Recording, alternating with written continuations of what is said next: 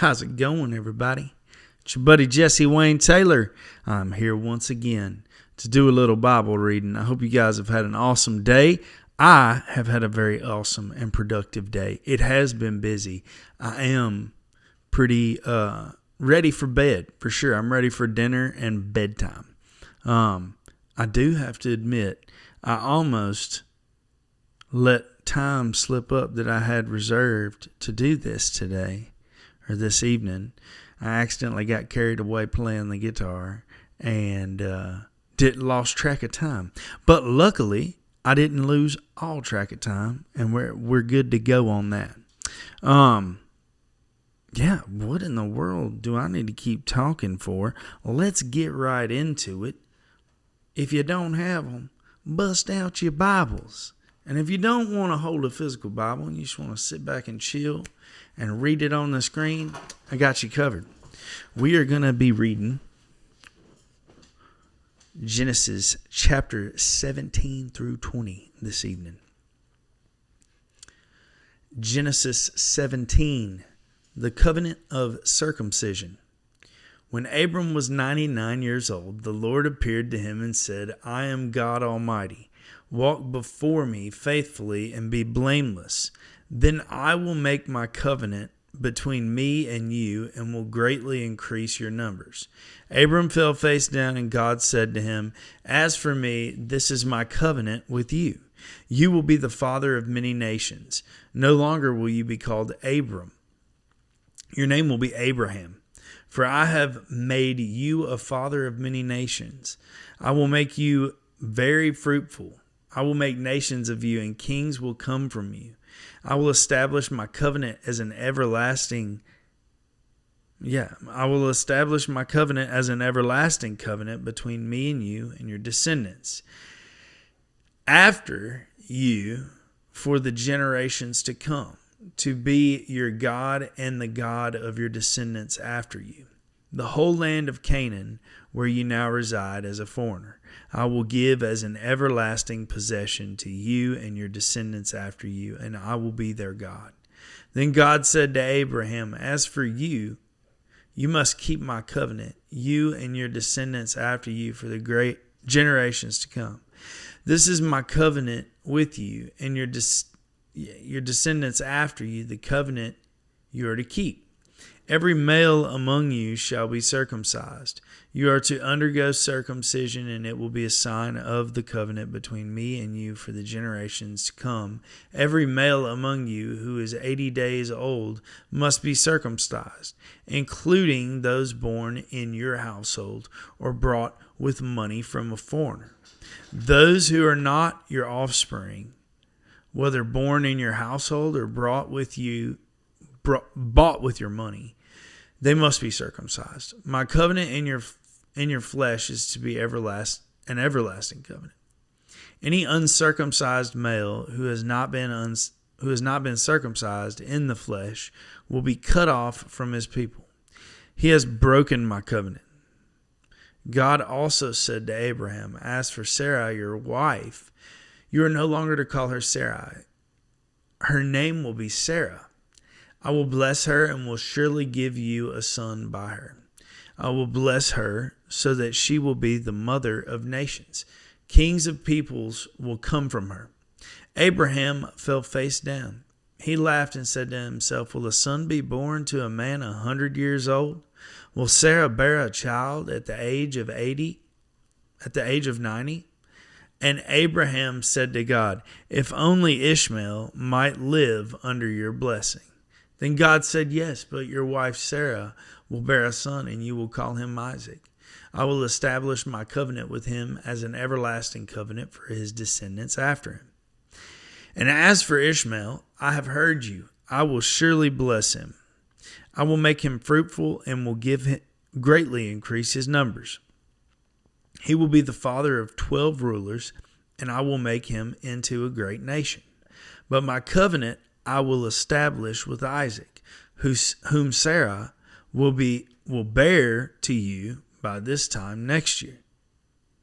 When he had finished speaking with Abraham, God went up from him. At that very day, Abraham took his son Ishmael and all those born in his household or bought with his money. Keep doing that. Every male in his household and circumcised them as God told him. Abraham was 99 years old when he was circumcised. Wow. And his son Ishmael was 13. I don't think it would be any easier then either. Abraham and his son Ishmael were both circumcised on that very day, and every male in Abraham's household, including those born in his household or bought from a foreigner, was circumcised with him. Yeah, I don't think it matters what age you are. Can't feel good. Can't feel good. I met a gentleman today, and I don't know how we got on the discussion of it, but I mentioned to him that until last year I had never read the Bible all the way through, and I told him, I was like, and last year I didn't even really read it all the way through. I said I listened to it all the way through on the Bible app, and I was like, but right now I'm reading through it, and he couldn't believe it. And I explained it to him. I was like, I went to a private Christian high school and a university, and had chapel and Bible schools my whole life. I grew up in a church and was very involved with the youth group. So I had like a lot of Bible and church time, and I never felt like I needed to do it on my own because it was just always there all the time. It was always mandatory is the word I'm looking for here. So I never had that practice myself. And also, I've mentioned this before, I don't like reading. It's one of my least favorite things to do is sit around and read. And as you can tell, I'm probably not the best reader on the planet. But yeah, I explained it to him, and as I'm reading through this and feeling myself or hearing myself stumble over these words, I'm like, well, and I'm going to be honest with y'all too. I'm sitting here looking at this screen, and I'm like, oh boy, might have to get him a pair of glasses here in a little bit. You never know. Okay, Genesis 18. The three visitors. The Lord appeared to Abraham near the great trees of Mamre while he was sitting at the entrance to his tent in the heat of the day. Abraham looked up and saw three men standing nearby. When he saw them, he hurried from the entrance of his tent to meet them and bowed low to the ground. He said, "If I have found favor in your eyes, my Lord, do not pass your servant by. Let a little water be brought, and then you may all wash your feet and rest under this tree. Let me get you something to eat so you can be refreshed and then go on your way. Now that you have come to your servant." "Very well," they answered. "Do as you say." So Abraham hurried into the tent to Sarah. "Quick," he said, "get 3 seahs of the finest flour," I'm not sure what that is, "and knead it and bake some bread." I know what flour is. I don't know about the seahs. Then he ran to the herd and selected a choice tender calf and gave it to a servant who hurried to prepare it. He then brought some curds and milk and the calf that had been prepared and set these before them. While they ate, he stood near them under a tree. "Where is your wife Sarah?" they asked him. Where did it just go? There we go. Hold on. I'm losing it. There we go. Okay, so I mentioned the mouse last night, or maybe it was the night before, and I went and I bought one, a new one, and it's not acting a whole lot better. So I'm starting to get nervous this is a computer problem, and I am hoping it is not. So forgive me. I'm getting used to this new mouse. I might jump around a little too much. Forgive me. "Where is your wife Sarah?" they asked him. "There in the tent," he said. Then one of them said, "I will surely return to you about this time next year, and Sarah, your wife, will have a son." Now Sarah was listening at the entrance of the tent, which was behind him. Abraham and Sarah were already very old, and Sarah was past the age of childbearing. So she laughed to herself as she thought, "After I am worn out and my Lord is old." Does I say that right? "After I am worn out and my Lord is old." Yeah, Will I now have this pleasure? So I'm going to say that all again. After I am worn out and my Lord is old, will I now have this pleasure?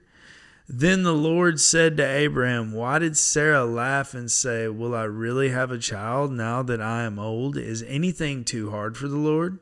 I will return to you at the appointed time next year, and Sarah will have a son. Sarah was afraid, so she lied and said, I did not laugh. But he said, yes, you did laugh. Abraham pleads for Sodom. I will say here a second again, that is totally classic Sarah/Sarai not trusting the Lord right here in that part. I'm not like getting on to him for it. I have definitely made the decision to not trust the Lord way too many times. I'm just stating the fact. I feel like that is made very clear in that story. Abraham pleads for Sodom. When the men got up to leave, they looked down towards Sodom, and Abraham walked along with them to see them on their way. Then the Lord said, shall I hide from Abraham what I am about to do? Abraham will surely become a great powerful nation, and all nations on earth will be blessed through him. For I have chosen him, so that he will direct his children and his household after him to keep the way of the Lord by doing what is right and just, so that the Lord will bring about for Abraham what he has promised him. Then the Lord said, the outcry against Sodom and Gomorrah is so great and their sin so grievous that I will go down and see if what they have done is as bad as the outcry that has reached me. If not, I will know. The men turned away and went toward Sodom, but Abraham remained standing before the Lord. Then Abraham approached him and said, will you sweep away the righteous with the wicked? What if there are 50 righteous people in the city? Will you really sweep it away and not spare the place for the sake of the 50 righteous people in it? Far be it from you to do such a thing, to kill the righteous with the wicked, treating the righteous and the wicked alike. Far be it from you. Will not the judge of all the earth do right? The Lord said, if I find 50 righteous people in the city of Sodom, I will spare the whole place for their sake. Then Abraham spoke up again, now that I have been so bold as to speak to the Lord, I am nothing but dust and ashes. What if the number of the righteous is 5 less than 50? Will you destroy the whole city for lack of 5 people? If I find 45 here, he said, I will not destroy it. Once again he spoke to him. What if only 40 are found there? He said, for the sake of 40 I will not do it. Then he said, may the Lord not be angry, but let me speak. What if only 30 can be found there?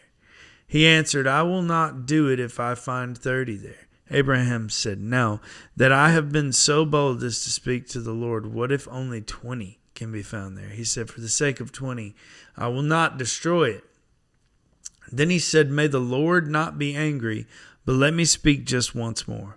What if only 10 can be found there? He answered, for the sake of 10, I will not destroy it. Man, what a jump. For the sake of 10, I will not destroy it. When the Lord had finished speaking with Abraham, he left, and Abraham returned home. All right. Chapter 19, Sodom and Gomorrah destroyed. The 2 angels arrived at Sodom in the evening, and Lot was sitting in the gateway of the city. When he saw them, he got up to meet them and bowed down with his face to the ground. My lords, he said, please turn aside to your servant's house. You can wash your feet and spend the night, and then go on your way early in the morning. No, they answered, he will spend the night in the square. But he insisted so strongly that they did go with him and entered his house. He prepared a meal for them, baked bread without yeast, and they ate. Before they had gone to bed, all the men from every part of the city of Sodom, both young and old, surrounded the house. They called to Lot, Where are the men who came to Where are the men who came to you tonight? Bring them out to us so that we can have sex with them." Lot went outside to meet them and shut the door behind him and said, "No, my friends, don't do this wicked thing. Look, I have 2 daughters who have never slept with a man. Let me bring them out to you, and you can do what you like with them. But don't do anything to these men, for they have come under the protection of my roof." "Get out of our way," they replied. "This fellow came here as a foreigner, and now he wants to play the judge. We'll treat you worse than them." They kept bringing pressure on Lot and moved forward to break down the door. But the men inside reached out and pulled Lot back into the house and shut the door. Then they struck the men who were at the door of the house, young and old, with blindness, so that they could not find the door. The 2 men said to Lot, "Do you have anyone else here, sons-in-laws, sons or daughters, or anyone else in the city who belongs to you? Get them out of here, because we're going to destroy this place." The outcry to the Lord against his people is so great that he has sent us to destroy it. So Lot went out and spoke to his sons-in-law, who were pledged to marry his daughters. He said, "Hurry and get out of this place, because the Lord is about to destroy the city." But his sons-in-law thought he was joking.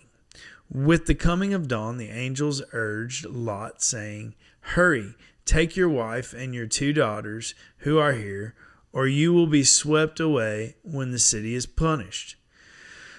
When he hesitated, the men grasped his hand and the hands of his wives and of his 2 daughters and led them safely out of the city, for the Lord was merciful to them. As soon as they had brought them out, one of them said, "Flee for your lives. Don't look back and don't stop anywhere in the plain. Flee to the mountains, or you will be swept away." But Lot said to them, "No, my lords, please. Your servant has found favor in your eyes, and you have shown great kindness to me in sparing my life. But I can't flee to the mountains. This disaster will overtake me, and I'll die. Look, here is a town near enough to run to, and it is small. Let me flee to it. It is very small, isn't it? Then my life will be spared." He said to him, "Very well, I will grant this request to you. I will not overthrow the town you speak of, but flee there quickly, because I cannot do anything until you reach it." That is why the town was called Zoar. By the time Lot reached Zoar, the sun had risen over the land. Then the Lord rained down burning sulfur on Sodom and Gomorrah from the Lord out of the heavens. Thus he overthrew those cities and the entire plain, destroying all those living in the cities and also the vegetation in the land. But Lot's wife looked back, and she became a pillar of salt. Wow. Early the next morning, Abraham got up and returned to the place where he had stood before the Lord. He looked down toward Sodom and Gomorrah, toward all the land of the plain, and he saw dense smoke rising from the land, like smoke from a furnace. So when God destroyed the cities of the plain, he remembered Abraham, and he brought Lot out of the catastrophe that overthrew the cities where Lot had lived. Lot and his 2 daughters left Zoar and settled in the mountains, for he was afraid to stay in Zoar. He and his 2 daughters lived in a cave. One day the older daughter said to the younger, "Our father is old, and there is no man around here to give us children, as is the custom all over the earth. Let's get our father to drink wine and then sleep with him and preserve our family line through our father." That night they got their father to drink wine, and the older daughter went in and slept with him. He was not aware of it when she lay down or when she got up. The next day the older daughter said to the younger, "Last night I slept with my father. Let's get him to drink wine again tonight, and you go in and sleep with him so we can preserve our family line through our father." So they got their father to drink wine that night also, and the younger daughter went in and slept with him. Again, he was not aware of it when she lay down or when she got up. So both of Lot's daughters became pregnant by their father. The older daughter had a son, and she named him Moab. He is the father of the Moabites of today. The younger daughter also had a son, and she named him Ben-Ami. He is the father of the Ammonites of today. Last one, guys. Thanks for hanging in. Genesis 20. Abraham and Abimelech. Now Abraham moved on from there into the region of Negev and lived between Kadesh and Shur. For a while he stayed in Gerar. And there Abraham said of his wife Sarah, "She is my sister." Then Abimelech, king of Gerar, sent for Sarah and took her. But God came to Abimelech in a dream one night and said to him, "You are as good as dead because of the woman you have taken. She is a married woman." Now Abimelech had not gone near her, so he said, "Lord, will you destroy an innocent nation?" He did not say to me, "She is my sister," and didn't she also say, "He is my brother"? I have done this with a clear conscience and clean hands. Then God said to him in a dream, "Yes, I know you did this with a clear conscience, and so I have kept you from sinning against me. That is why I did not let you touch her. Now return the man's wife, for he is a prophet, and he will pray for you, and you will live. But if you do not return her, you may be sure that you and all who belong to you will die." Early the next morning, Abimelech summoned all his officials, and when he told them all that had happened, they were very much afraid. Then Abimelech called Abraham in and said, "What have you done to us?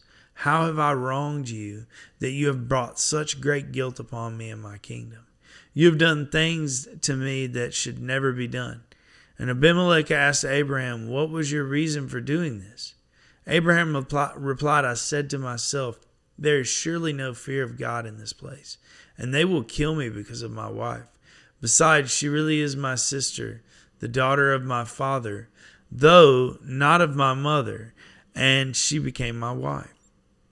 And when God had me wander from my father's household, I said to her, this is how you can show your love to me. Everywhere we go, say of me, he is my brother." Then Abimelech brought sheep and cattle and male and female slaves, and gave them to Abraham, and he returned Sarah his wife to him. And Abimelech said, "My land is before you. Live wherever you like." To Sarah he said, "I am giving your brother 1,000 shekels of silver. This is to cover the offense against you before all who are with you. You are completely vindicated." Then Abraham prayed to God, and God healed Abimelech, his wife, and his female slaves, so they could have children again. For the Lord had kept all the women in Abimelech's household from conceiving because of Abraham's wife, Sarah. Dude. We had a whole lot of action in this one tonight, folks. A whole lot of action. Man, Lot is proving to be quite an interesting character as well, as far as like the things that he has gotten himself into. Even though, like, man, yeah, it's just like some of their tactics are just so shocking to me. You know, it's just kind of crazy to read, you know, out loud that like people were trying to get in his house and trying to get these people, I think it said men, and he was like, "No, I'll just hold on, let me offer up my daughters who've never even slept with a man." That's crazy, dude. That's crazy. That's crazy. But, you know, fortunately it didn't happen. Then they went on to sleep with him and have his babies which is also crazy. But it's a part of the story. That's for sure. I will say, I'm seeing a big theme with all of these people having a hard time trusting God. Lot's wife. I wouldn't even necessarily say that they're like looking back is not trusting. Maybe it is.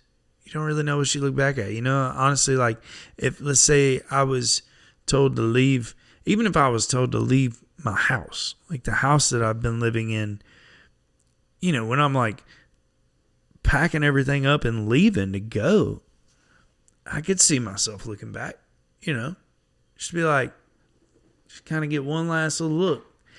And the Lord did not like that move in this story. So that is definitely something to think about. Man, a lot of action in this one tonight. Thank y'all for holding on and not checking out. Thank y'all for hanging out with me on here. I do have a little song to sing if y'all want to sing it with me. What do you say? Let's see here, I think I got...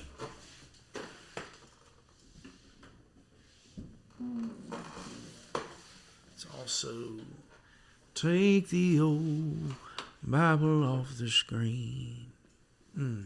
Here we go. You know, I used to listen to this song, or not listen to it. We used to sing it in the youth group when I was growing up. Like, honestly, I remember this one way back in the day when I was a kiddo. My dad was a youth minister back when I was a baby for several years, and I definitely, this song really sticks out in my head as one that I've known and enjoyed singing for a long time. I hope you guys enjoy singing this one with me and praising the Lord a little bit. This one's called Blue Skies and Rainbows. Don't be afraid to stand up and clap your hands, all right?